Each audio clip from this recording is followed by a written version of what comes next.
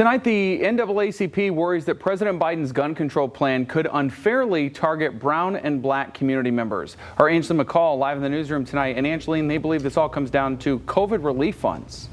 Ryan, earlier this year, Grand Rapids was allocated over $92 million as part of the American Rescue Plan, money dedicated to COVID relief. Now, as the Biden administration laid out its plan to reduce gun violence, they're encouraging cities to allocate some of those funds towards policing programs, which has the NAACP concerned tonight.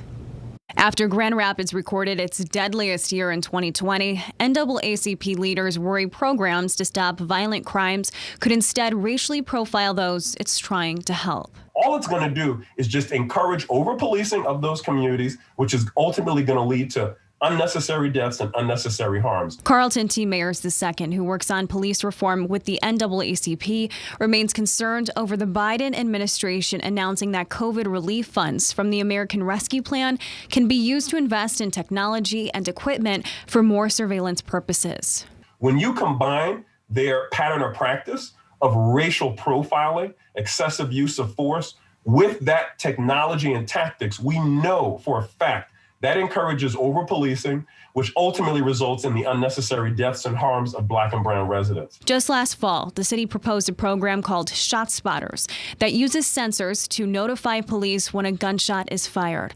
Ultimately, it was rejected, with NAACP leaders fearing money could reignite proposals for the program or others similar in heavy crime areas like the Third Ward. So we want to see the Grand Rapids Police Department stop violating the civil liberties and the rights of black and brown residents, especially in the Third Ward. And the best way to do that is to invest more in community resources rather than into law enforcement resources. Carlton and others like Gail Harvey at the NAACP are voicing concerns in hopes that the money they have now can instead be used towards community engagement to fight crime rather than additional law enforcement tools. The whole goal is to interact with law enforcement so that the community feels safe.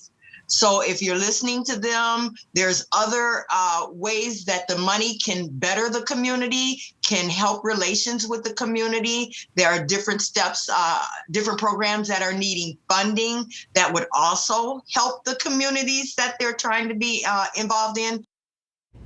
We reached out to Grand Rapids Police as well as the city, who say they do not comment on these legislative issues, but both told us they have no current plans to increase surveillance right at this moment. If they do in the future, they plan on holding community meetings dependent on what it is. Now, they also added that any increase to surveillance would have to be discussed as well as approved by the city council.